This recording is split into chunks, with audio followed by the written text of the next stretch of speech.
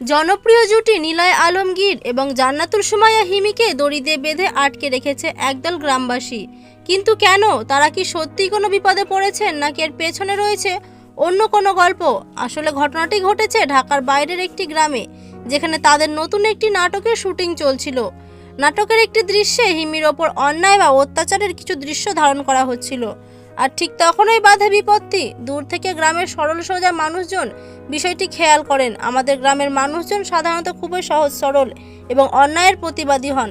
তারা ক্যামেরার পেছনে আয়োজন বা শুটিংয়ের বিষয়টি শুরুতে একদমই বুঝতে পারেননি।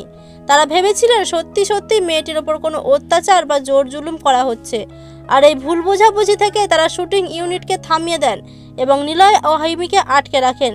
অবশ্যই পরবর্তীতে যখন পরিচালক এবং শুটিংয়ের বাকি সদস্যরা গ্রামবাসীকে বুঝিয়ে বলেন যে এটি বাস্তব কোনো ঘটনা নয়, বরং নাটকের অভিনয়, তখন মুহূর্তের মধ্যে পুরো পরিবেশ স্বাভাবিক হয়ে যায়। ভুল বুঝতে পেরে গ্রামের মানুষজন আবার হেসে ফেলেন এবং সানন্দে তাদের ছেড়ে দেন।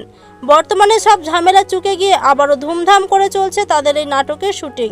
গ্রামের মানুষের এই সরলতা আর প্রতিবাদী রূপ সত্যিই প্রশংসার দাবিদার।